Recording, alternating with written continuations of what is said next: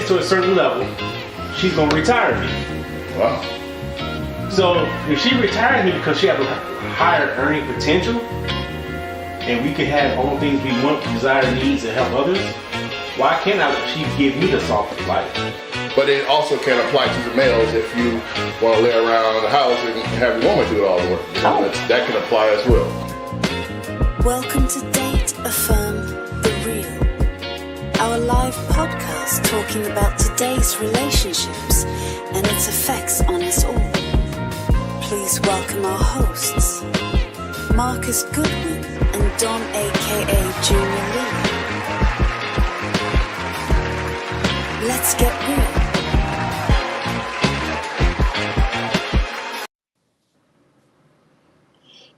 Good evening, everybody. How you doing? Welcome to another episode of Date Affirm the Real. I'm your host, Marcus Goodwin, and pretty soon, once he gets available, Don, my co-host, aka Junior Lee. Everybody, today we're gonna be doing a little something different. We're gonna be taking a page out the ladies' book, and we're gonna talk about healing from the male's point of view. And for this, we actually had a awesome fella by the name of Dre, who you see right here. Dre and I have seen each other around for several years now.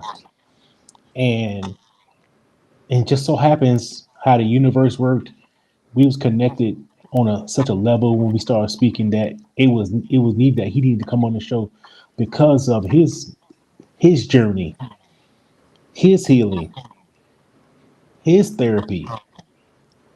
These are things that that lead to positive relationships, positive dating, and more so a complete person of yourself. These are some of the things I still struggle with. And I still have things I'm working toward. But being positive and hanging around with brothers like this one, these are things that's going to help us in our journey. This is the things that's going to make us understand. And you surround yourself with such enlightened people that you want to follow suit. You want to know you're not walking alone. So with that being said, I want to welcome Mr. Dre Johnson to the show. Hey. Hello, everybody. And I want to thank you for this opportunity and this platform that we can do this. That is the pursuit of letting people know that it's all right for us as black men, to all men, but especially our men, our culture, letting them know that a lot of what we were taught as boys and young men, and even younger men, even to now, me in my 50s, that program that we was taught was bullshit. So it's all right. It's all right. And it's all right. We'll get some help. Get some people to listen. Right. And that program part, in this program, one of the things that we have to discuss with the program is not say always society, but the program from our parents. Yeah. Looking for how our parents, the satisfaction that we want to see our parents smile, or to make them seem like you're a good child in their eyes, and how it affects you in your adulthood. Oh yeah, because that's where I even speak with me as part of what it is as being a reformed people pleaser. That was because of that. Because as a kid, for a while I was the only child, but then it was like, when you always want to make everyone proud of you or tell you did a good job, and sometimes even how love was even distributed to you was based on pretty much performance. If you're good, you're rewarded with hugs and kisses and stuff like that. So that's what you do, thinking I have to do something to get this. When you find out that it's all bullshit. All right. Hold on, Dre. I want to comment, say we got a little static. I'm going to try something. Just stand.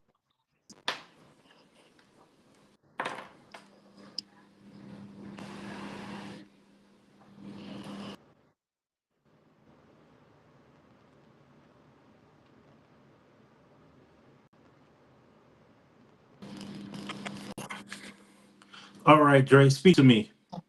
Yeah. Can you hear me? Yeah, I can hear you. Right. It might be your mic on your phone. You got like a headphone, you got like a headset or something by any chance? Uh, Earpiece? no, I don't. Okay. Well, we just had to work with it. Not a Okay. problem. Let me connect mine back real quick. Okay. All right, so hold on one second. Let me get my earpiece back on, Dre. Okay.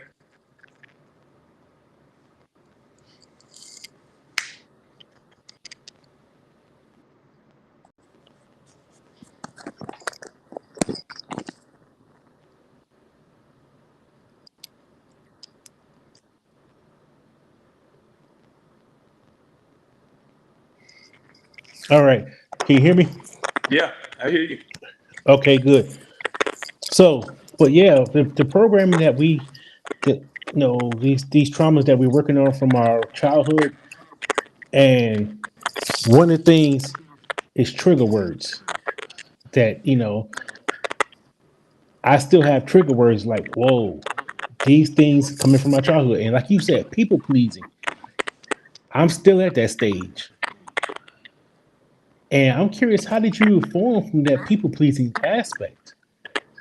Um, like you said, looking back on when and how it started and why it was, because I would say with my mother, who's like, my God, of course, you know how we feel about our moms, and I feel that way about my dad too. But as a mom, when it was just her and I, uh, like say she would come home from work or something, and she could be mad at what happened at work or coming home.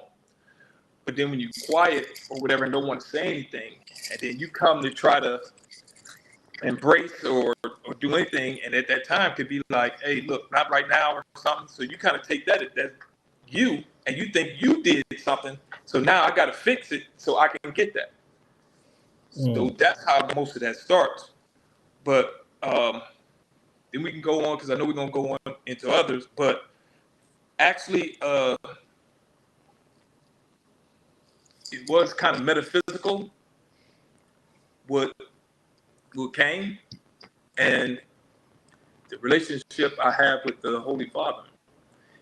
It was basically him saying, "You're my son, and I love you, and I give you love. You don't have to earn my love. So if I'm the creator of all things, and I'm the giver of life, and can take it, and I'm giving it to you without you having to do anything. You don't have to earn mine. Then why are you trying to earn theirs that can't do the things for you that I can do for you? And I give it to you freely. You don't have to perform to get it. So why would you have to do that for them? Or why should you think you have to do that?" So then that's when the light bulb clicked. Like, whoa, wow, that makes a lot of sense to me. So that's what started it. Yeah. And when we are doing these people pleasing and carrying that over to relationships, that's one of the things I'm learning is that aspect can be more harmful than good. Like people Yeah. pleasing is like I thought it'd been like the best thing in the world when it's actually Mm-hmm. when it's actually more is do we do more harm than relationship than you think. Yeah, I know. That's what I know. That's what happens because we keep giving and giving, and when we talk about in another scripture or another time, uh, praying and hearing from the Father, because I want to be what is it? Is it 6 or Ephesians 5? A husband is supposed to love his wife like Christ loved the church. He said, okay, read that again. I read it again. He said, yeah, it said to love her like Christ loves the church. It didn't say sacrifice yourself for that, because he's the savior, not you. That was his job, not you as protector, provider, and you give. You can't be that, but it goes back into loving. You got to love you before you can love anybody. And I was pouring so much love out, thinking I was going to get it back in return. That's part of that people pleasing too, because you just try to make everybody happy.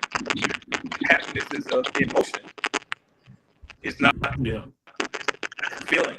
Peace is a state of being. So I like living like that too. So yeah. All right. So your microphone is breaking up pretty bad. Are you on your house Wi-Fi or are you on your home Wi-Fi or on your cellular internet right now? I'm on my home Wi-Fi.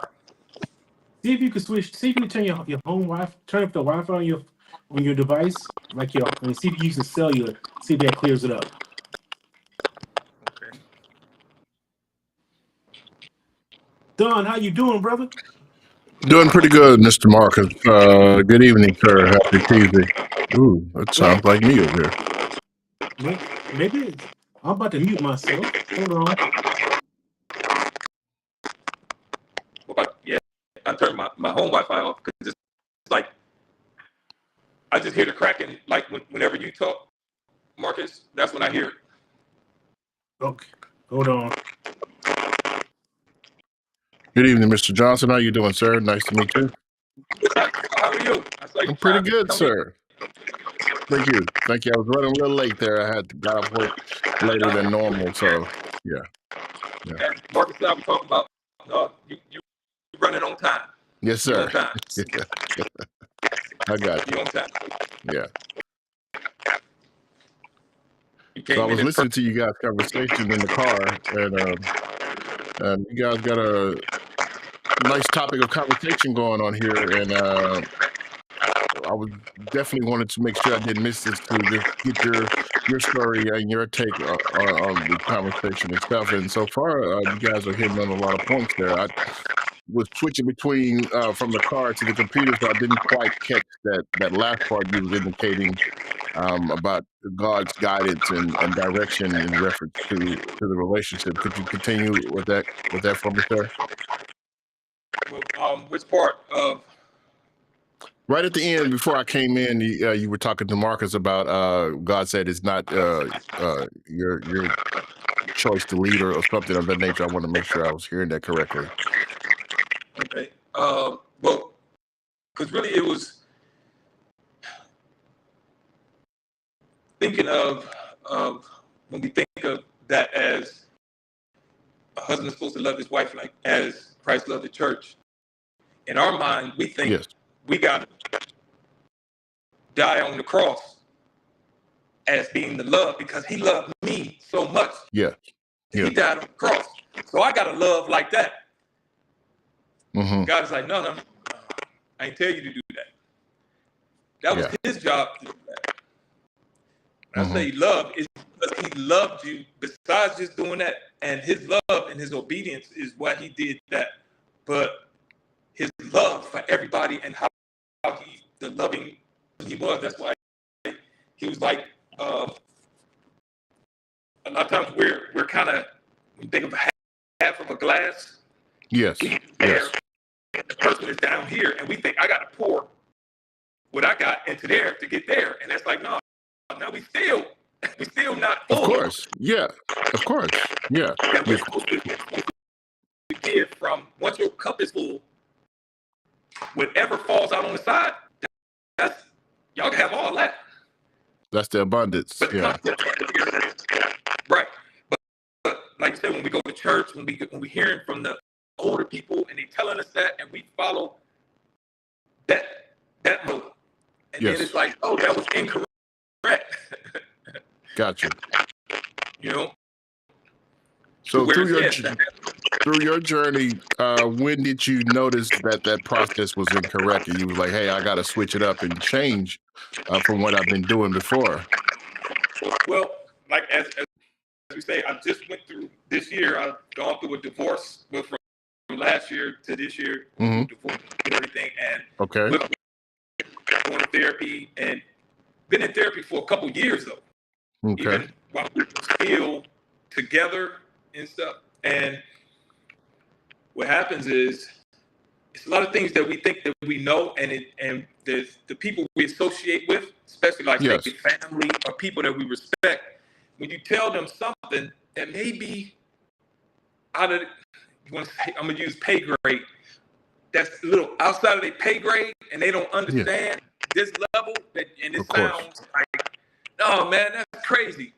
So then we respect them because we looked up to them. They are parents, they are grandparents, and we think they know best. Yes, correct. We say, no, this is really what it is. No, that ain't it. So then we like, you know what? You're right. And we go back. And that's been my whole life. Yeah. Because I wanted to be the good son, the good brother, the good this. And when I did that, that's when it was like, yeah, you are. But really, I always had been, and God was giving me stuff that I should have just went with. Because after a while, you just like, okay, I got ideas, and I've done things already, but I got these ideas. Yeah. But you never been outside of, I'm from Cleveland, Ohio. So it's like you never lived anywhere but here. I've lived all over the country. I lived in different countries, and then I moved back to Ohio. So I've seen a whole different world. Yes.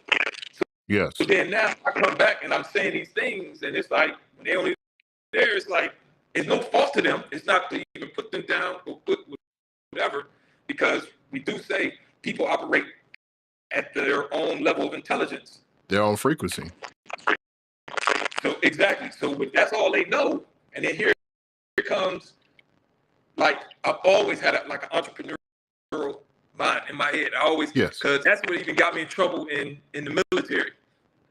Yes. Because I got a problem with authority a little bit. Not so much authority, not so much like I know rules and all like that. It's not that. It's the way you say what you're gonna say. If it's like you're trying to belittle me or make me feel like I'm inferior to you of something, now we got a problem. It's the approach. Yeah, I hear you on that. Exactly. So long, and as Marcus and I were talking before we came on, especially is when you start learning different things and hearing different things about yourself. Now, when they say when you know better, you do better. So we were both talking about ADHD and ADD. Then me I had an appointment last week of having my diagnosis of PTSD from being in the military. Because I would always wonder why I would always get, like, when I tell people, see my demeanor and see how I am, and they think I'm just this quiet guy, which I am, and that's for a reason. I really want to pop off.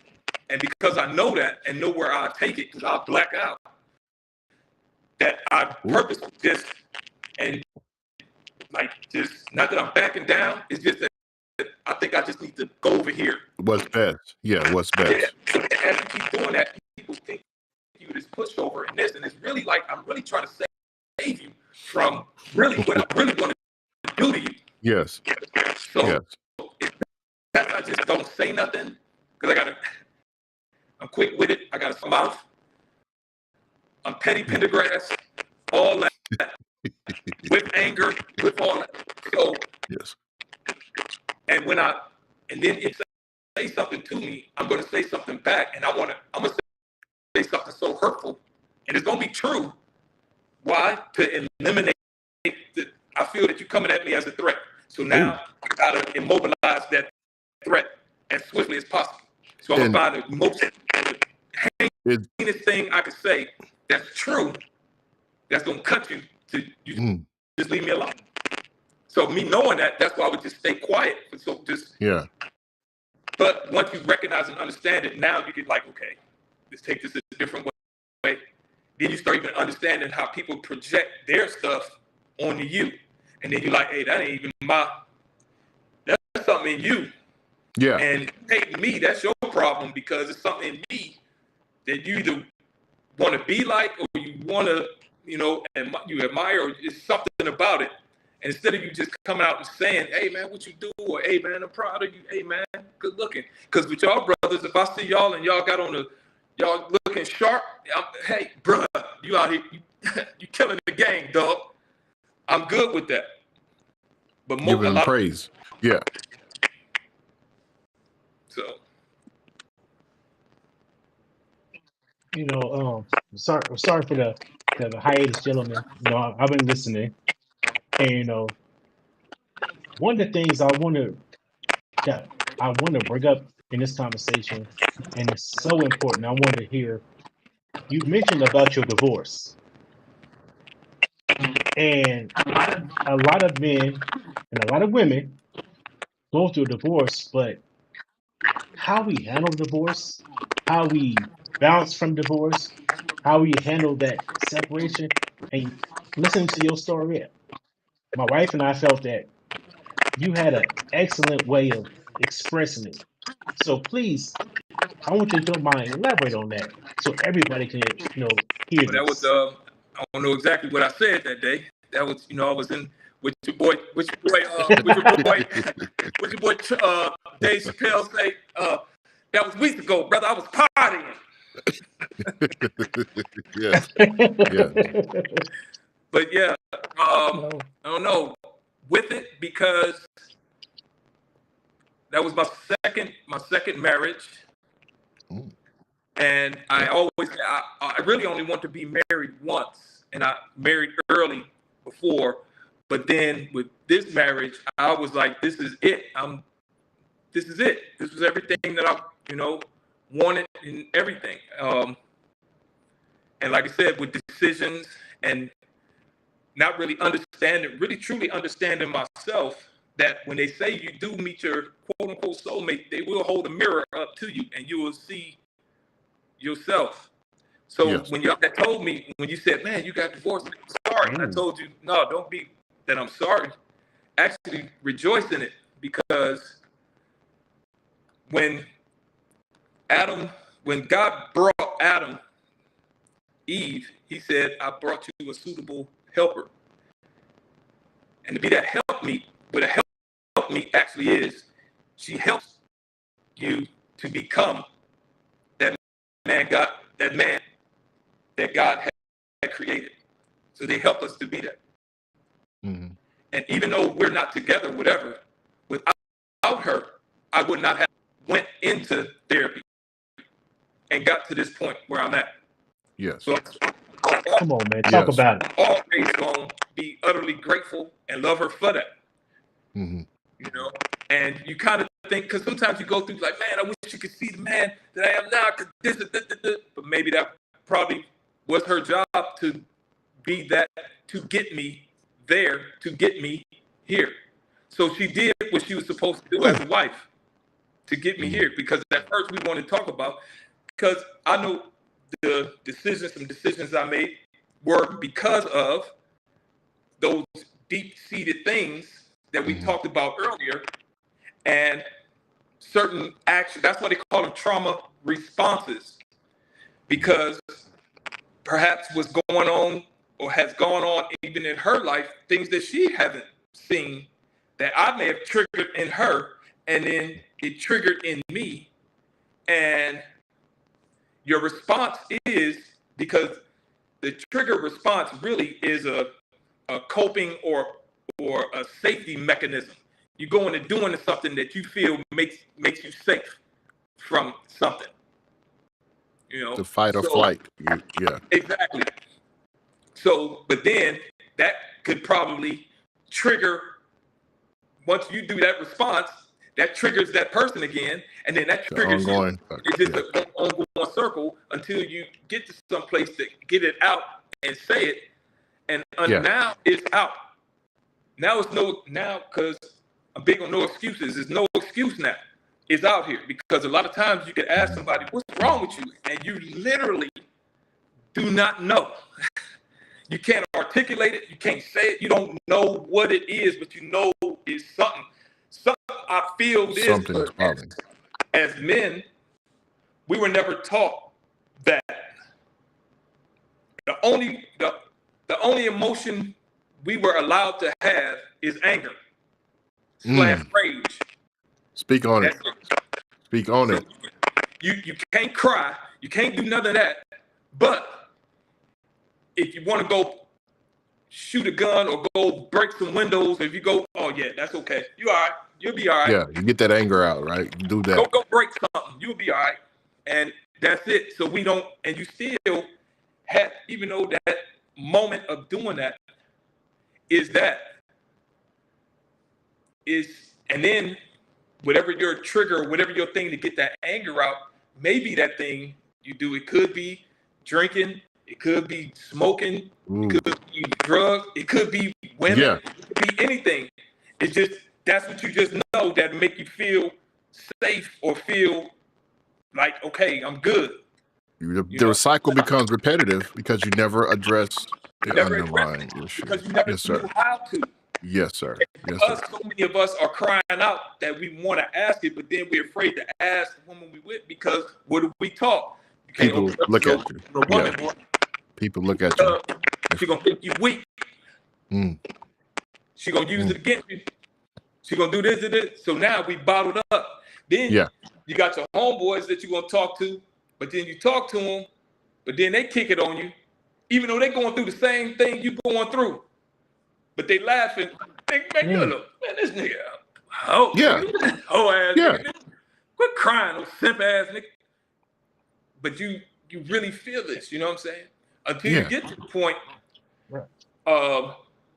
because I've never really been a follower.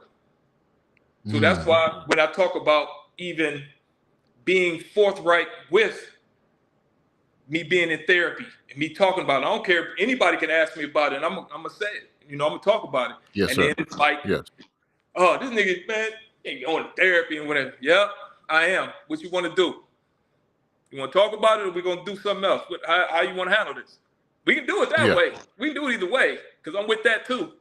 Don't mistake that part for that part. And then now the anger part of me now don't look at it as like the anger. I just want violence. Now I look at it. Oh, we sparring. I'm in the gym all the time. I want to see how. I want to see what this. Test him out. Yeah, I want to see if them squats and that bench and that deadlift is really that thing. Like the work pays off. All the work paid off. Yeah. And then we can still have a drink afterwards. So because I just look at this like almost like, hey man, let's go play some basketball. Let's go hoop. All right. Well, let's go box. Okay. Do that too. But at the end of the day, you still need that. Still need to articulate and talk that out. Yeah. And I don't mind being the one, because a lot of times, even when I was first going through it, and when I say I went through the whole motions after the separation and everything, I'm back up to my weight now because I'm like 235 now. Okay. After the separation, I went from 235 down to 198 pounds in like 2.5 weeks. Stressing. Not eating. Not even wanting. Can't even eat. Can't do nothing. You know, you just, and because you got all this anxiety, you got all these emotions. Yes. Like, man, this was supposed to be this. We were supposed to be this. We could have got through this. We got to, and then you start thinking, all we got to do, we can work this out. But then you start thinking, you know, they don't have to, you know.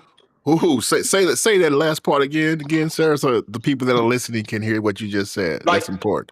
Even though you said we can work this out and you can. But they don't have to. But they don't have to.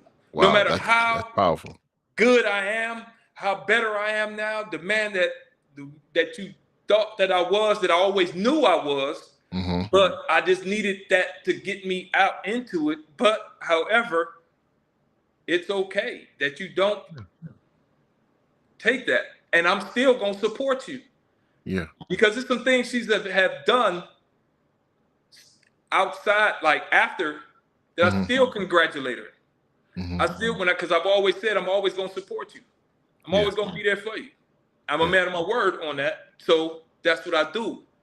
So whatever she does, I'm congratulating. I'm all that. And this ain't a thing for validation or anything, because I'm past that now too, because I went through and got rid of a lot of those cliches and stuff that we all talk about because when I tell people, I'm that dude, they're like, damn, you toot your own horn. Well, hell, I bought the horn. I'm supposed to toot that motherfucker. You can't have your cake and eat it too. Nigga, I like cake. I bought the shit, so I want a piece of cake. I'm gonna bake it and make it. What you mean? I'm gonna make and bake this cake and I can't have none? Man. You brought up a good point. I just want to hit real quick. You said that even though you guys are not together, you still congratulate and support. Do you think that is because of what you guys experienced together, that bond you once had, that it's human nature to support those this really has nothing to do with her. Okay. And all about me. Gotcha. This is who I am. Gotcha. Okay. Like, I would congratulate, like, even her kids, because I'm that dude too. Like, I love family. I'm a family loving dude. Yes, sir. So when a woman has children, I'm gonna try to make a bond with them, separate from her. Mm-hmm. You know, because even in my dynamic, even though I've been married twice, my youngest daughter, her mom and I never married or whatever, but my youngest daughter has an older brother, and even him, he still contacts me and we still talk. Yeah. And I still do, because I'm a family dude.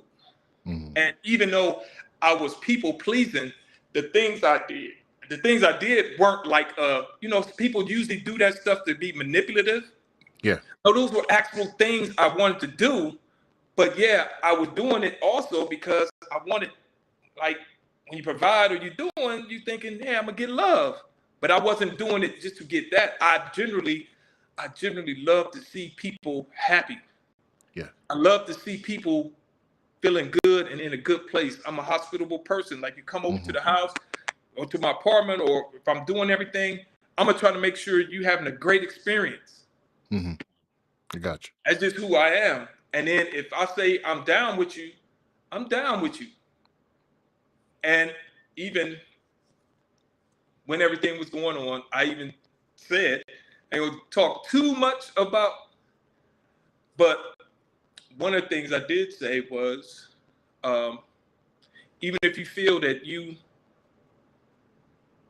can do better without me, then let's go. Let's do it then. Mm. Because I want you to have, and if we were still married, I would want you to have and fulfill all your dreams. Why? Because I'm not there. Now I want you to fall flat. That ain't me. Yeah. That's the dude I was trying to get y'all to, because sometimes we do things because we want people to say, see my value, see, I'm valuable. Yes. Like, I know I am, but I'm thinking you don't see it, because I'm thinking I have to do things to get it instead of just where I am. So that's why I say it's a slight, I know when people, because we've been watching in our culture, so many people using those words like of validation, or even with the people pleasing. That's why we've been saying it is some people that's doing it to get something. It wasn't that I was trying to get it. Yeah, I wanted the love, but I generally want to do it also. You know what I'm saying? So that's just me. Mm. So like when I was telling you about congratulating, like if I see you looking good in something, I'm gonna give you a compliment. Yes, sir. If you're doing something good that's really outstanding, man, that's a good job. Way to go. You did that. Gotcha. All right, Dre. We actually got a question from the chat.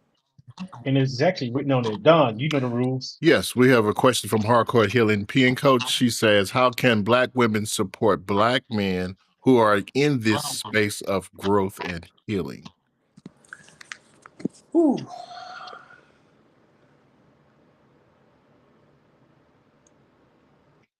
That's a darn good question. I got one, but I wanna I'm gonna try to watch how I say it though. Okay.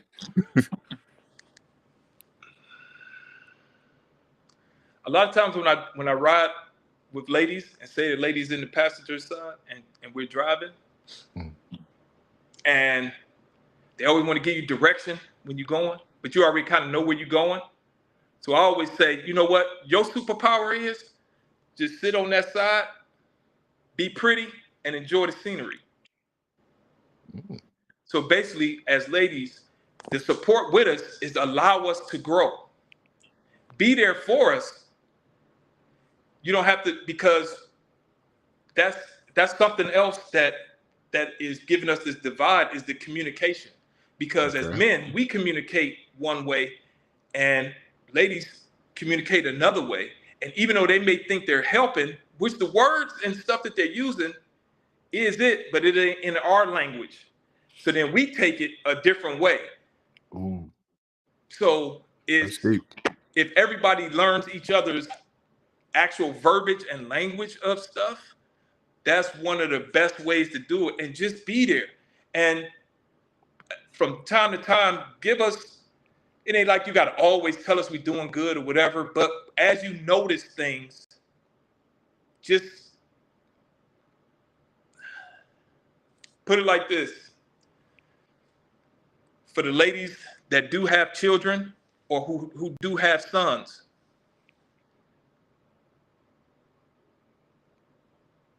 the way you would support your son, do that for your man. Oh, so that shit right. So I've been quiet a lot this session, because that's what you give as a session. That right there was very powerful. The reason I say that is you and I have talked about that the validation that we look for from our parents. So sometimes that when you're trying to heal from that, you need that a man still needs that certain validation. And for a lot of men, in my eyes, there's no other greater validation than from a woman that he's chosen to be that's the with. nurturing that we're talking about. And the reason why I said, and I know some women be like, I don't want to love my man like he my son. No. Don't mean it as that, as mother's son that way. What I mean is, how many times have we seen court TV, the news, or whatever? Ray over there is up for double homicide. His mama's still in the front row. That's my baby. But your man forget to put the toilet seat down. Now he ain't shit. You ain't take the trash out, man. You lazy as shit. You ain't da-da-da-da. But your son ain't cleaned his room in months. Speak on it.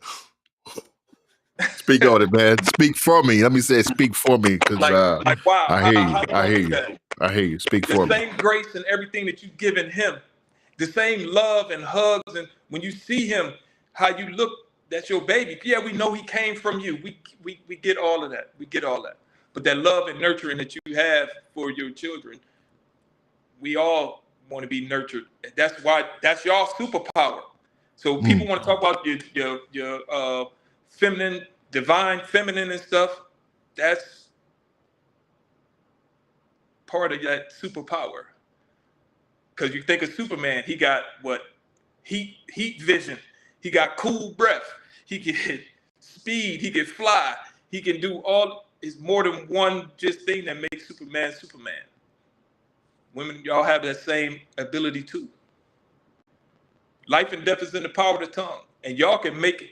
I tell people all the time, as a black man, and to bring Superman up again, y'all are our greatest strength as well as our greatest weakness. Because y'all can build us up like nobody. Y'all can build us up. All you got to do is tell us you proud of us for anything.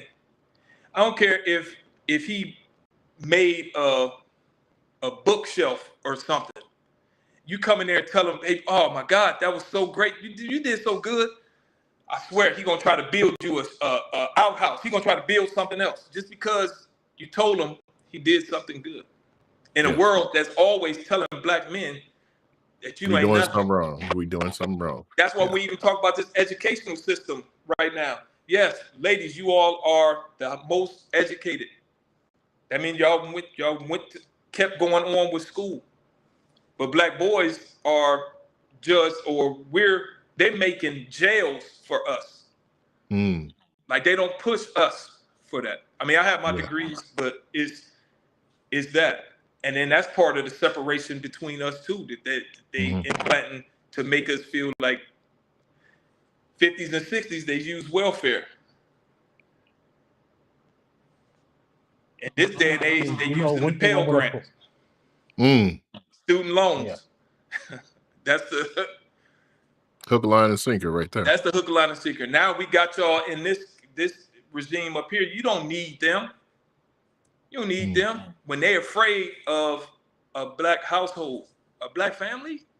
Look at all the great black men that's married to beautiful black women, but they always trying to find something wrong with them, or do something wrong with them. Yes. But the ones that's toxic, quote unquote toxic or whatever, they get all the praise. That's this whole thing of black men against black women. We got to stop that. Yes, sir. And one of the things I need to point out as men, learning how to accept that praise, learning how to receive it. We often don't know how to receive it because we're not used to it. All you taught is you never gonna be nothing. Or then even think about this. You just like your dumbass daddy. You look just like, get out of my face. You look just like, how many times you done? Yeah. You know, these are things that, listen what you're saying. Well, we have to learn to recognize that's not good. This is where, like you're saying, that therapy, because therapy is not a bad thing. It's a place where we can unpack, because like me being 54 years old, okay, I had decades and decades and decades and decades of bottled up stuff, not knowing what to do with it. They don't know how to release it, or just to release to get out of it. So to have a place, because you're afraid, you don't know who you can trust to let that stuff out to. Because if you talk to your family, they're gonna tell you, "Oh no, you good, man? Come on, man, you tripping." But you still got that in you. Then again, you're afraid to speak to your lady, and then sometimes you don't even know how to articulate to tell her, because she may want to listen and may want to be there for you, but you just don't know how to say it. And then when you're saying it, it's like, that don't make no sense. Boom. Then that's going to shut you back down. Go back out. Right back down. Yes. So you don't know. Yeah. So it's good to get with a therapist, life coach, somebody that's objective. And then, but the thing with that, like Moses and I were talking about, I'm always trying to be the best me I can. That's the competitive nature I have in myself. That's why I love me saying I love Kobe Bryant, is because of that. Because I got that Mamba mentality too. Like, it's always, I'm just trying to be a better me. I'm always trying to see where I could try to get something. So that's why when I said in the divorce, that's why it's like, man, now I can work on it, because now I know why I was making this decision. Now that's going to make me make better decisions, because now I know why. It's not just a natural, like, I just know, just do this. When this happened, I'll do this. Then I'll feel better. When that was like, no, you shouldn't have did that. But I understand you, and sometimes you just want to be like, somebody be like, okay, I can see why, it was wrong, and you did, because I'm going to be accountable for the wrong, but you just want somebody to understand, like, I did it because of this. And be like, okay, to empathize with me. Like, okay, I can see why you did that. It was dumb, because I'll take that for me. That was dumb, but I understand what you would. Now you learn from it and move on. I don't keep doing it over and over again, but Of course. it's done. You know? Mm. You know, so what I want to touch on real quick, and to backtrack, and it's also something you said to me the last time we met, Dre. You said, even away from this, I am available to speak, and to speak, you know, from one-on-one, man to man. And we were just talking about how it is when men get together and they want to demonize the healing portion, the therapy portion.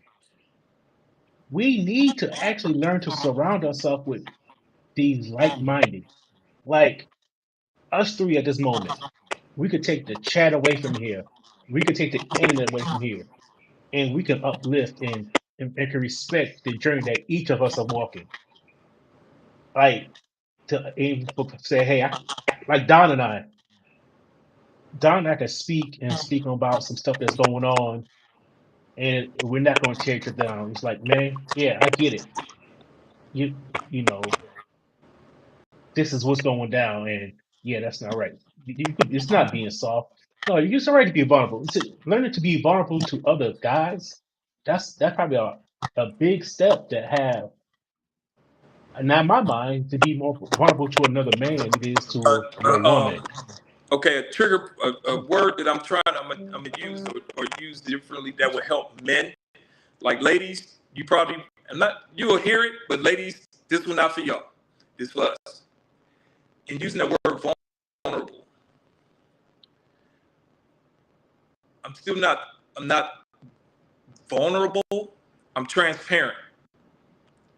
Reason why I say that is vulnerability is like, say if this was a castle and you had a hole in the castle.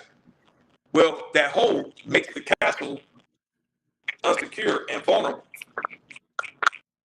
But had that same opening there, you put like some tempered glass or whatever, it's still safe and secure, but you can slide it,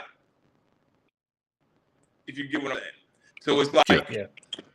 So it's not to be vulnerable where you're gonna get hurt, but you can still see inside and what's going on in there. But I'm still protected, but I'm still free that you can still see what's going on there. You just can't roam in here. So I guess if they want to use boundaries with that, the boundaries is the tempered glass. To whereas I won't let you harm me, or the boundary is, it's not for y'all. The boundary is for myself. To where I just won't let everybody just come in to the fortress. You can look in there, you can see, you just can't come in. Right. So I really get what you're saying, and the key word you used was trigger. And I'm gonna tell you what used to be one of my trigger words was the word trauma. I would tell my wife, I don't have no trauma. Trauma always meant something bad. I'm like, no, I'm good. I don't have no trauma. But I had to learn it's just not what the societal normal guys in the barbershop think the word is. And I'm trying to learn everything should don't make everything a trigger. Right. Or like you said, if it takes you switching use another word in this place, Yeah. hey, it is what it is. Because when I think of trigger, I think of gun. When I think of gun, I think of bullets. I think of shoot. Mm-hmm. So even the word triggers, I have to retune myself to say, okay, Okay. To not help you necessarily a with that, bad thing. I'd say a trigger. Think of it. Two things that you just said. Like we'll go with trauma first. Trauma really isn't the thing. That was the situation that happened. So that was like when you say that was a traumatic situation. And then what it is you remember what happened during that situation and how your body felt fear or anger or whatever that you felt when that happened. So when something that looks or sounds or is something like that, your insides just automatically go into that stress. So that's what the trigger thing, when you say that's the trigger or whatever, is that trauma response. Flip the switch to your body. But what we got to do now is, and what I've been doing is, it's like, we've heard it before, because I think I've heard Deion Sanders talk about it too, of being a thermometer or a thermostat. Okay. Yeah, think of a thermometer. A thermometer measures the temperature of a room or of something. A thermostat controls it. Turn it up or down. So that's like in your temple, which is your body, that's like allowing somebody to come in and say, you know what, woo, it's hot in here. Let me turn the temperature down. Like, whoa, whoa, whoa, whoa. Cuz, whoa, whoa, whoa. You just come in my house and just go straight to my thermostat and just start changing the temperature up in this piece, man. What's wrong with you? Yeah. If you don't like it in here, you can just leave or take that jacket off or do something. But you ain't just gonna come in here doing that. That's what we have to do when the situation comes. Because with me, it would always be, as soon as something happens, I'm ready to just pop, you know? Yeah. Now it's able to, now when I see things, and that's now, let me take a minute. Everything is like Dre, everything doesn't take an immediate response. It's almost like I literally talk to the little Dre inside me. Like, Dre, hey, it's okay.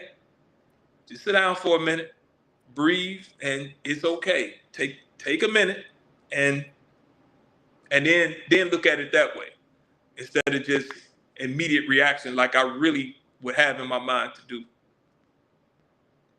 Yeah. You know, that right there, that thermostat thermometer thing is something I had never thought about that way. That is something we should always take to heart. We control our house. We control our bodies. And if we think about, as men, if we think about who we are and our inner being, right, we think about our property, maybe we can grow a little bit better. You know what I'm saying? You don't let nobody come in your home and do this. Don't let nobody get in your mind and do the same thing. Because the thing too is, I listen to a lot of Mel Robbins. It's like, because I'm a letter carrier and I'm out, all I get after the divorce, even before when I was still married, everything, I would always just listen to music and stuff like that. But afterwards, with therapy, and just start listening to podcasts and listening to my audibles and doing all this stuff. So it was like I was constant in it. So that's why I think my journey has been so rapid, because I was in it all day, every day. And one of the things that I love that she always says is, just let them. As well as you have to just let yourself. We can't, like you said, I can't control your thermostat in you. All I can do is, when you come at me with something, whether I'm the one that still controls how I'm going to react or respond to you. So I'm going to let you be you. And if that's how you want to react, now it's up to me. Do I stand here and allow that, or do I walk away, or even stand here and let you know, listen, hey, I need you to take that down a little bit or something. We can sit here for a second, and then let's really articulate what you're really trying to say, because this could probably escalate into something that we both can change our lives from, when all we got to do is sit. Because at the end of the day, you can be talking about fighting and doing all that stuff, because at the end of the day, you're going to have to sit and talk to somebody. Either y'all going to sit and talk in front of the judge, the man, the police. You're going to have to talk. Somebody going to talk to somebody. Why can't we just go sit at the bar and order 2 old fashions and just sit here and iron this out, man, and go home tonight? Yeah. Go home tonight. I feel better about the conversation afterwards. Yeah. Now we got to understand it, because basically most of the time it's usually just a misunderstanding why all these altercations and all this stuff come. But then everybody's so big on the ego and everybody thinking, oh, I can't come like that. That make me weak. And it's like, no, I make you kind of strong when you can just come and say, hey, my man, we good? Or do we have a problem? And So a if lot we of have this a comes from problem, what is it? Yeah. But this could be, curtailed, shift a little bit if we start teaching this to younger men. Yeah, our boys growing up. Yeah. First thing we teach them is don't be no punk. Hey, man up. But I'm getting to a point where it's when you say man up, when it's time to man up, what's the consequence? Especially when nobody this when it comes to your safety and your livelihood, and what's gonna happen to the rest of your life. I know. And, what's scary to me is, and I hate it because I don't like social media like that. But when I see social media and I see a woman said, "Hey, I'm gonna call my son up here to whoop your ass."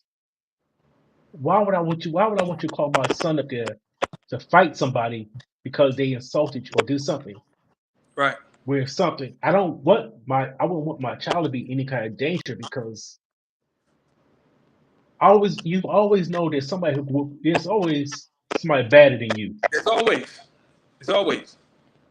Didn't you even think of when we talk about man up? That's the funny thing, because the most dangerous men in the world, we say, like in boxing, martial arts, any kind of hand-to-hand combat type of, they are the most mild-mannered people in the world. Because they know their hands is trained to kill. And they are the most, they always, in martial arts, the first thing they teach you, the best self-defense is walking away. That's the first. But however, if you can't walk away, now we're going to show you how to use these hands and immobilize your threat in a matter of seconds. Yeah. So, yeah.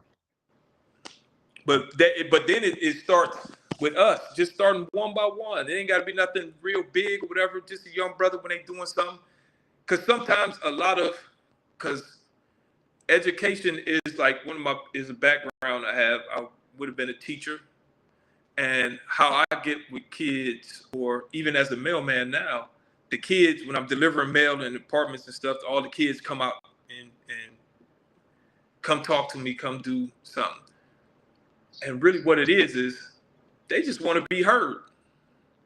And Everybody not judged. what to do. Everybody, they got ideas, because I know how my kids were when they were young. And it works because I would tell them something or whatever, and they would want to as we grew up, we was told, you don't back talk. No, I want to sit down and listen to what you got to say. All right, let's hear your idea. And then they'd say, well, I think da da da da da da. And I'm like, oh, okay. So you thought that out to the best of your ability. Okay. We're not going to do that, but I listened. But now I'm going to show you why we're not going to do that. And then you break it down, and then it's like, oh, and then they go on. Because now they feel like they heard. It ain't just, he's just telling me what to do, and da, da, da, and I can't wait till I'm grown, and then I'm going to be out of here, and I'll put him in the old folks home, and da, da, da. But just listening. Sometimes that's all they want, is just to be listened to, because you got to think, everybody, as a kid, everybody telling us what to do. And then now, even as adults, people still try to tell us what to do. It's all, and once again, it's all in how presentation is the thing. Because you can say anything you want to anybody. It's just how you present it. I tell people off all the time, and they don't really know it. And after they walk away and they smile, they turn around and look, because it's probably sink in on them. Like, this motherfucker he pretty much called me an idiot. But he said something so nice. He used certain words. Yeah. And then when they turn around and look at me, I'm sitting there smiling, and I wave at them. Took you a minute to catch on to that. Yeah, I'm like, I'm gonna sit and wait till that marinate till it resonates in your spirit. Then when they turn around, like this motherfucker here, man. Yeah. You know, there's something you said when you was talking to the young kids when you were doing your deliveries. They want to be heard, and just like the kids that we grow up to be adults, that kid is still in us. And Exactly. what's happened? We want to be heard, and That's all. we want to be heard, but we also want to be heard and understood. And understood. Because a lot of debates and stuff we have, or argument, if you want to call them arguments with our spouses or our significant others, the thing is, a lot of times, a lot of people want to be understood, but they don't want to understand. Mm. And then they always, instead of like us trying to communicate and get to a common ground, a higher common ground, it's a competitive thing that I just want to win the argument. I just want to win. When it's like, no, the win is that we come to a common place and we move up. It ain't that you won and that make you feel like you over this person or you know more than this person. That's what belligerent or speaking down to people or cutting people off when they, because we all know, ladies, I'm sorry, but this is what y'all do. We can sit and listen to y'all talk for 20 minutes straight. No interruptions. Keep eye contact. As soon as we start speaking, 10 seconds into a sentence, you interrupt us. Mm. Oh, cuz I got to say this part. Because when you said that, it's like you ain't even let me finish the whole thought. Just like, to give an example of that, we know I was going to write it down because I knew it verbatim. Just like the old adage that we hear, a jack of all trades and a master of none. Mm. People don't realize at the master of none, it's not a period. It's a comma. Because it's the second part to that quote. And that quote really basically says, but it's better to be a jack of all trades than just a master of none of one. Because just think about it. If you can only master one thing, but I'm proficient at many things, I can only come to you for that one thing. Mm. After that, that's it. But a jack of all trades, a dude that can do so much. I'm gonna keep coming because you can do a little bit of this, a little bit of that, a little bit of that's better. That's more valuable than somebody that can only just do one thing. But that's what we talk. Oh, you're a jack of all trades. Jack of all trades, but master of none. Okay. But it's better to be that than, Yeah. I get it. What's more valuable, a nickel or 10 pennies? Exactly. Exactly. Great point. And so I am. What you're saying right now, it really deserves. I'm gonna put this out there. And Don, I know I speak for you on this one because me and you ride pretty good together. Us three, we're gonna have a sit down session away from the cat. Just we're gonna smoke our cigars. Let me know. And we're gonna build this tribe. I'm with that because that's something I want to do. Yes. I want to do that. I'm gonna put a date together. I'm gonna start a group text between us three, and we're gonna grow this tribe. Like my wife said, women usually have a circle of, but our circle of men need to be more very positive. Exactly. It needs to be of one of maneuvering through the space of hurt, and like you said, being transparent. Like there's a lot of things I have built up, that I just,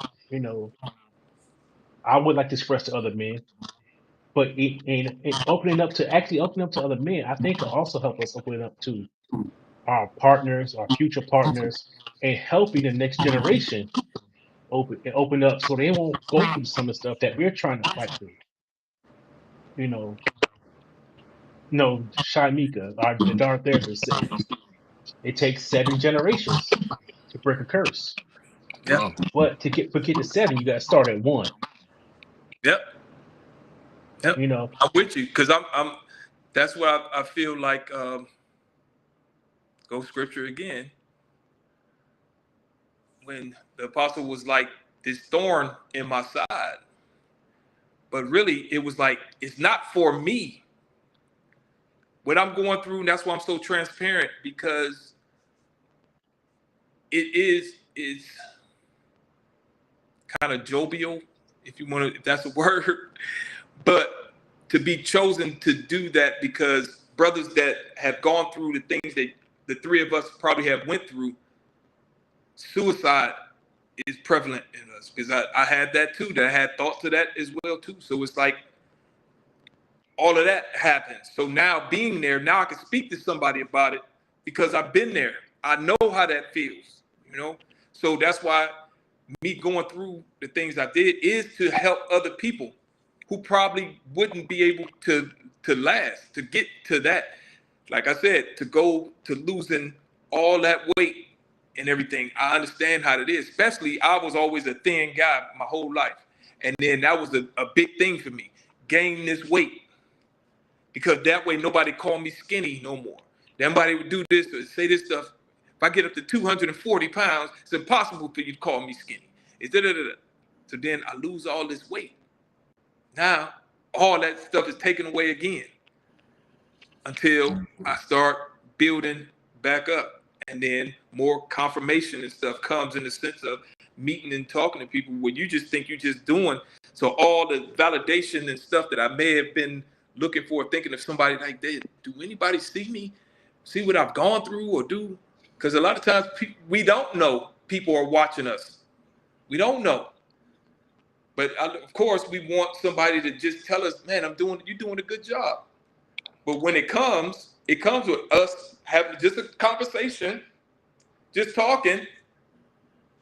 And then Mark was like, bruh, you did your thing, bro. And I wasn't looking for that. But then that just, like, damn, when do men get flowers?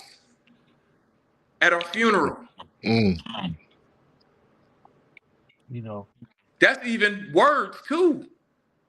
It ain't till the dude is dead and you got your RIP tone on your shit. All the airbrush t-shirts and stuff. You at the funeral, that's when they talking about, man, that was my man. I loved him so much, man. That was a great dude. But you was around his ass every day and you ain't say that shit to him one time. Mm. I can't hear and smell that shit now. Of course. yeah. So that's, so then when you get that, it's like, man, you seek it and want it. It could be a drug that you look at, and then that's where the people pleasing coming. But then after a while, you just like, no, I can't keep pouring out to other people like that. I got to make sure I'm good. Like when we go to on an airplane, you sitting up front, or you sitting there, stewardess come in, tell you how to fasten your seatbelt. Then she say, well, in case of airplane turbulence, a mask is going to drop from the sky. It's going to drop from the ceiling. You're to put that mask on your face. Pull the 2 straps. You're supposed to put that on you before you go help anybody else. So that goes back into filling your cup up before you could fill everybody else's up. But as men, we taught to just do for everybody, and we get to us last because we think that's how that is. Well, that shit got changed too. Dre, we often talk about that same thing on this show. And we can go deeper and deeper and deeper into this. But while we got you here, Okay. Don and I do a segment. Okay. It's called an on the spot segment. Okay. And what we do is we ask people in the chat to ask us any question. And Don, I, and now you, we're going to answer it honestly to our ability. We don't know what the question is going to be. We don't know what it's going to be about. Okay. And we just want to give our truthful, realist answer. And that's called the on the spot segment. So I'm about to cue it up, and this is how it's going to go. Once Okay. I can find. Man.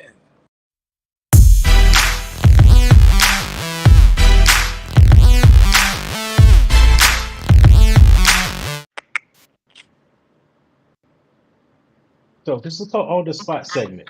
And well, as we start talking about different things and start kind of gearing this conversation down, because we like to respect everybody's time. I'm gonna give you a chance for somebody to type in the chat any question they want to ask Mr. Dre, myself, or Don, aka Julius Willie himself, and we're gonna go at it.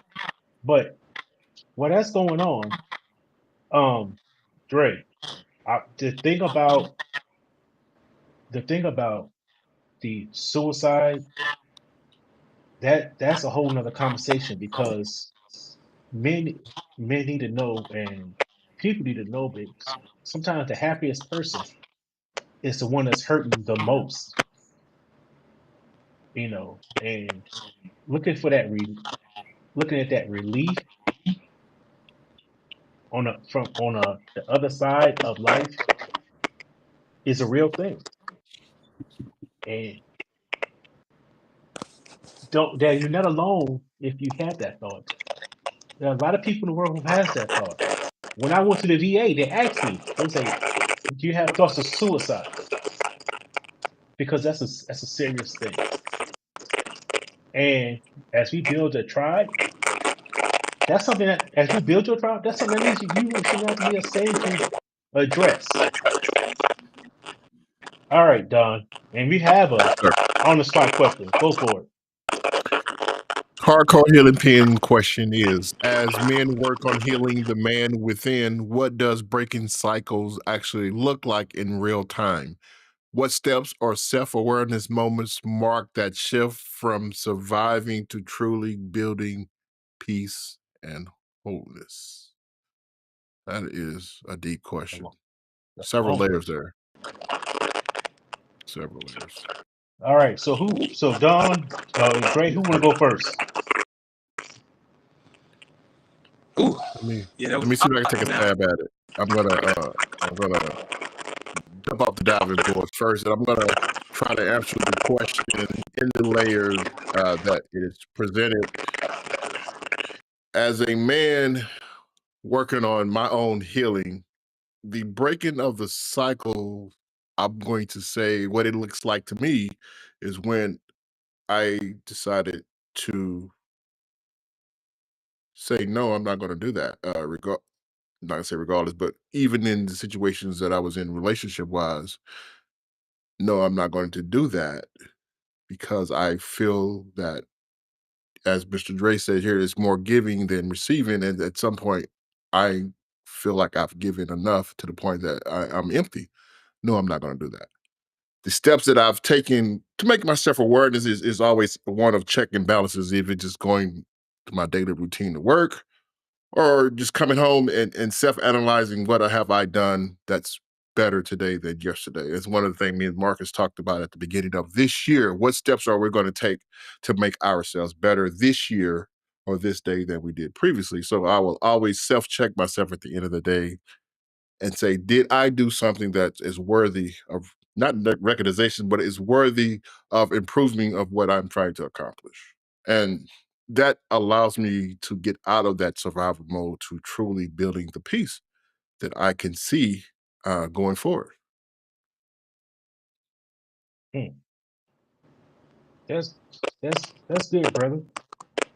Um, I think I'm gonna try. I'm gonna take a stab at it. Okay. So, because that was a great answer. So here I go. It says, as men work on healing the man within, what does that breaking the cycle actually look like in real time? In real time to me is I'm putting it. I'm an effort. I'm putting an effort in. I'm trying not to do what I did before. I also have to take into account that I'm going to falter, and I got to learn to give myself a little bit of grace, not a lot, because I still need to know I will fall. Just like a baby that's trying to learn to walk, Mm-hmm. I'm going to trip and I have to get back up. Now, it also says what steps of awareness or awareness moments mark the shift from surviving to truly building peace and wholeness.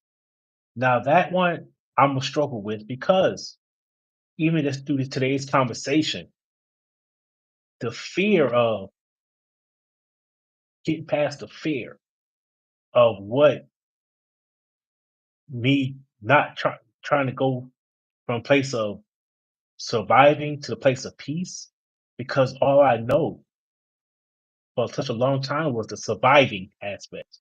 Survive, survive. To where I am comfortable in it until now I transition to peace and wholeness. One of the things I want to point out is, and this is now I'm speaking of my personal part right now. As Dre say, my transparent window. I'm reaching out right now,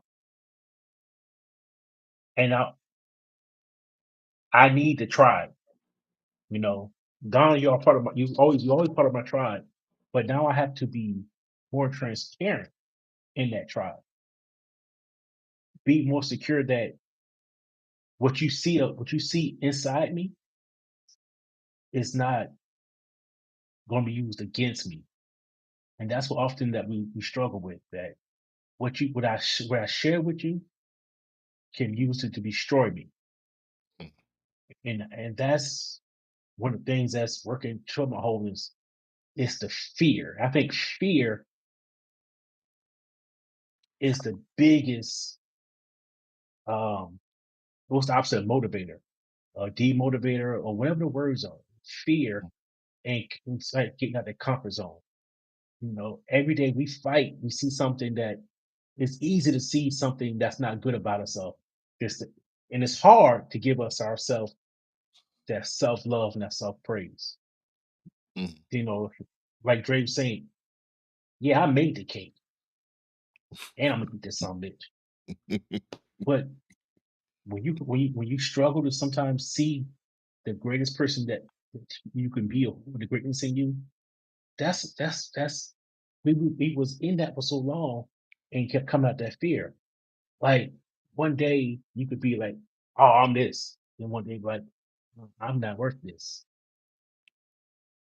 And these are some things that therapy is gonna have to come into play in. And like I said, now I'm transitioning to a new therapist. I got some stuff that I only we have to work out then as my tribe develops. This is the things, you know, I'm being a little bit long winded, but I don't care at this moment because I am being my transparent self. Like right now, I have an internal struggle. I feel more and more every day. Like I can feel happy or something is not right or something. It's like always something knock you off your pedestal. Mm-hmm. I get, and one of the biggest things is my words. Like he was saying, what I say is not always perceived the right way. Because I don't always choose the right words. You know, often on the show I speak and I now fumble words. You know, so what I do, I got a co-host who got me. But not only did your tribe got you, your wife got you, your partner to help you, and to be comfortable in these spaces, this is what's going to help with the healing. To be comfortable in this transparent moment. You know, to recognize, hey, and I hear you, bro. You good. There are a lot of men out there who want that, and a lot of men who's willing to accept that. Hey, you good? Yeah, I'm good. You go? You sure? Hey, I got you if you need me.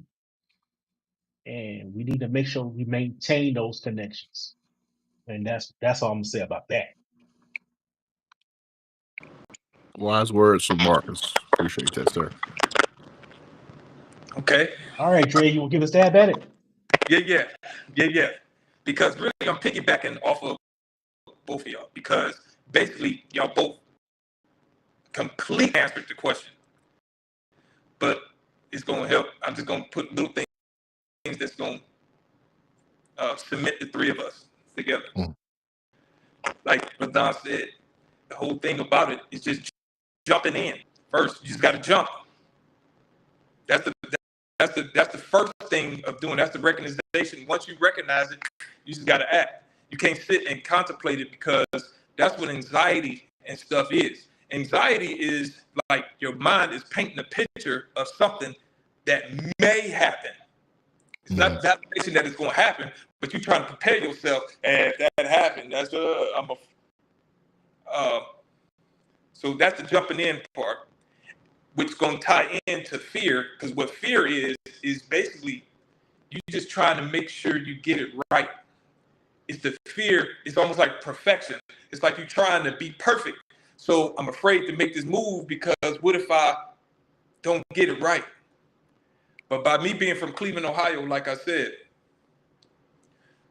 when we're up in wintertime and with ice and everything, if you go outside and just walk like, don't fall, don't fall, don't fall, don't fall, don't fall, or your ass gonna fall.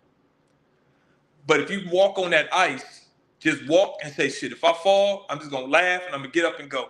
Do you realize you will walk straight across that ice and not even slip? So it's like walking on ice that way as well too, that you just gotta do it. And if I fall, hell, I'll fail. So okay. Perfection is what that even when people say ask me about myself and I tell people I'm perfect, and then they're like, what? It's like, well, I'm not perfect in man's eyes in the sense of that I'm without flaw. Not that kind of perfection. I'm the perfect like to do whatever this task is. It's like even when you put on your dope fit and you're like, man, I need the right shoes to get, that's the perfect match for this situation, for that. We talked about surviving and thriving.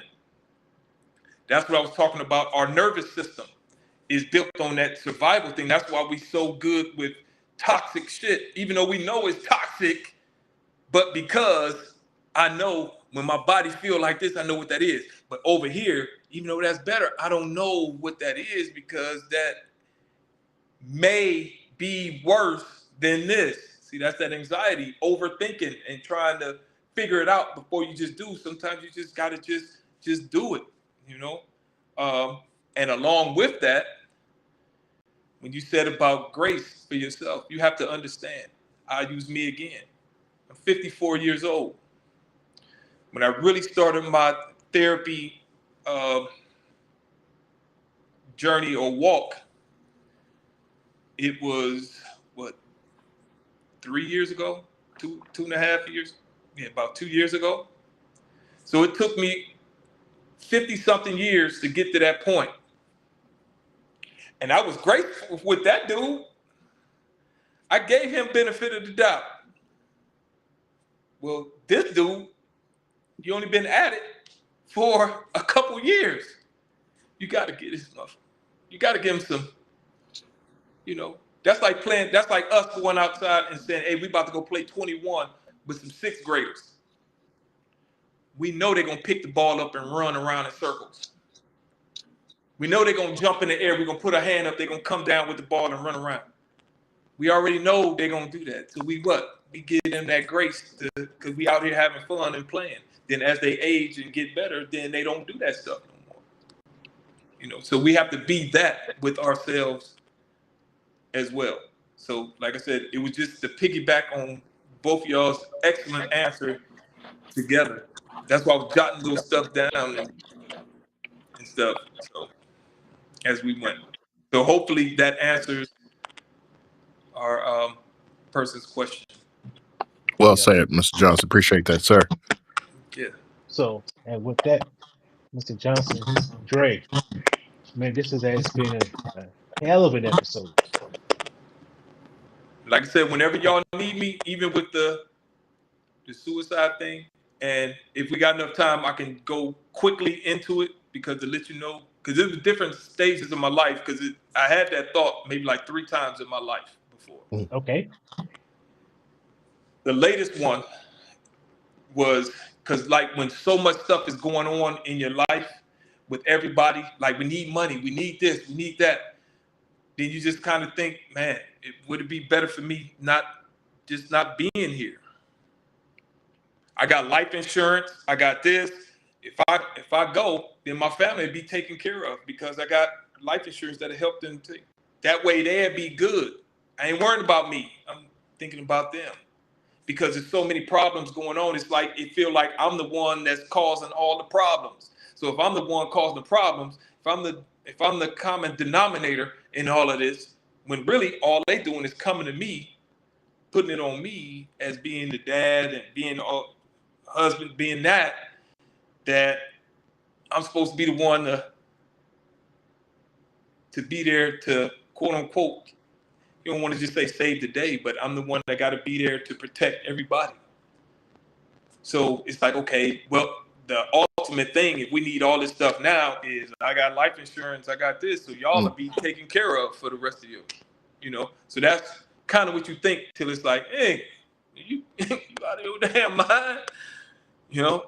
It happened also when I was in the military because I was lonely. I was away for the first time, 19 years old, thinking that I was all alone, that nobody wanted me or that, you know. So then you think again, if I ain't here, ain't nobody worrying about me no way. So but then now that those situations help me to empathize with people when I hear them talking about stuff and getting on it. Because as Jesus said, follow me, I will make you fishers of men.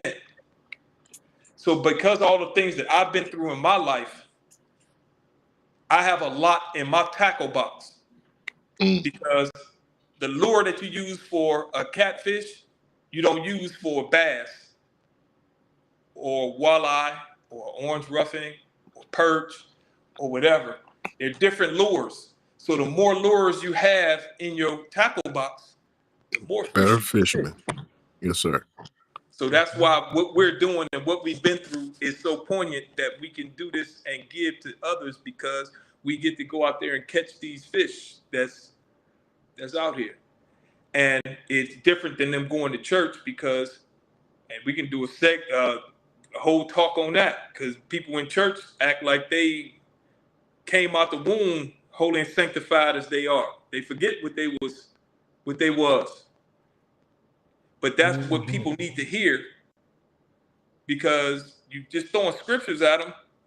Anybody can go. They sell Bibles everywhere. Hell, they got Bibles in the $20 Holler Motel. You can get a Bible anywhere. Yes, They sir. got apps for that. You can read what Matthew, Mark, Luke, John. You can St. read Paul, what they did. Peter. Yeah. You can read that for yourself. They want to know the book of Andre. How did you get that information and use that and did that in your life? How you know? Yes, sir. Did you ever do what I did? You been where I been? And then you're like, dog, I've been where you been. I've done this. Then it's like, whoa, word. Like, and then that's how you catch them. And that's why you go through. That's why when we talked about earlier, the things of me going through this, even with divorce, like I love marriage. I do. And how brothers could talk about, I look through it now when people either one talk about their wives like they do, or man, I ain't worrying about that. You do. It's okay to say you love that person, even though you ain't there. You can still love that person and not be there. It's okay, bro. That don't make you less or whatever. That don't mean that you don't have to move on and keep going, but you still got those emotions. Own it. So that's what I'm talking about, us being able to be okay with our emotions. But that's why when we bottle it up and just act like, oh, man, ain't nothing worried about me, dog. But then next thing you know, 5 minutes later, you leaving. Yeah, because your ass done went in the car and cried. Instead of just going and let that shit out. Yeah. And let you know it's okay to have them feelings, bro. It's okay. Ride them. And then just keep going. You just got to ride with it, you know? And so, Yeah. Like I told you, Marcus, we start talking, man. I start going, bro. Yeah. So I know it because, like I said, I can't preach the Bible, but I can talk my experience. But that's what it is. It's in you. Because a lot of times I say things to people, and I use a scripture, but I use it in the Gospel of Dre, and they're like, "Man, that was so brilliant." I'm like, "That was Mark 6:33." But however, that's what people want, because they want you to take that information, internalize it, use it in your life, and then that way you can give it to somebody else to make that more palatable. Because it's more palatable, the book of Dre, than what they hear about in church. Because when I tell people all the time, I don't know what Jesus y'all talk about. The Jesus I know was a thug. And they was like, well, I said, I mean, think about it. He broke the law. When they was doing bad in the temple, he came in, flipping tables, smacking people around, whooping them. Yeah. I mean, Yeah. and he I was hear you. human, because he had his human moment. And that's why I love Jesus so much, is because it shows the human element of him. Because when he was in Gethsemane, and he was like, Lord, man, you see how they doing down here? Like, they really trying to do some things to your boy, man. Is it any other way we can do this? Then it was like, you know what? Not my will, is yours. So that was a human moment. And then for people, because I got a t-shirt that I love wearing. I was gonna wear it, but I was like, I ain't gonna. It says, I love haters. Because I do. Because again, like when we talked about Ephesians and how God was like, how you gonna think this and this? They hated Jesus. They talked about him. Talked about him behind his back. They betrayed him. They did all them things. And you think that you should be absolved of all of that. And he went through that. Yeah. Who are you? Yeah. Dre. So that opened me up to like, wow, yeah, that's yeah. Makes a lot of sense. It does. We could go on for another 2 hours. Yeah. But I think we're gonna have to let him go and let him thirst for more. Oh, hey, So whenever you know how to. Well, Marcus, after we get off, if you need to call me, but then you can give Don my number too, and I'm for real. Like I told you before, Marcus, like I said, it ain't just for here. That if you ever need me, just to talk, to vent something out, that it ain't going nowhere, that is me, you, and Lord, that you need somebody that just gonna listen. And if you just like, Dre, I just need you to listen, then I'm gonna turn off. Oh, I got this quote for you. I got this. I turn all that off so you can get that off of you. And then when you ask, then it's like, okay, I get what you were saying, but that was fucked up, man. That was really fucked up. Because I am that friend that's not ride or die, ride and die. That Dre, hey man, I need you. Some stuff was popping off over here.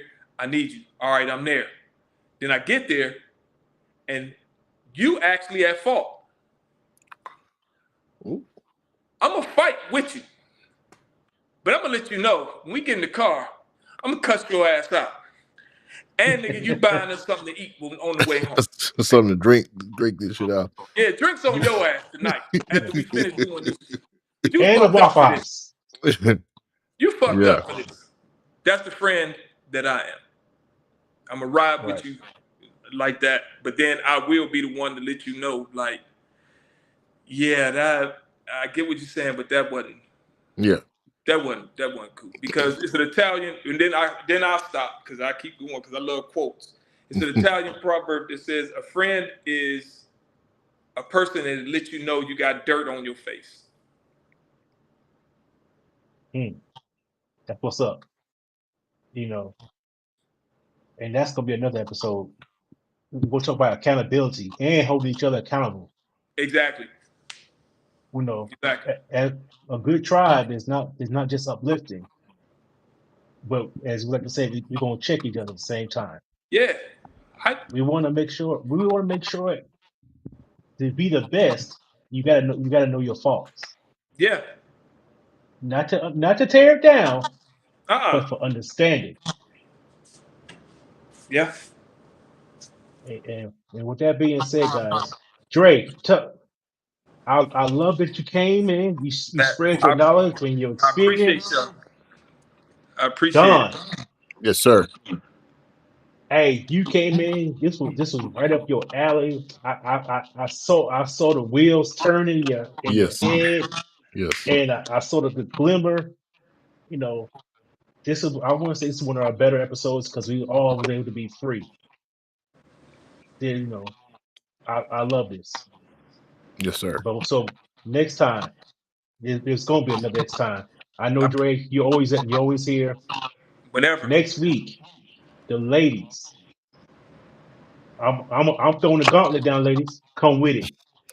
Ooh, you heard that. Come with it. Challenge. Yeah. Challenge So with accepted. that being said, I'm Marcus. And I'm That's Don. Don. Dre. That's Dre. Yes, sir. Be out. Peace. Peace.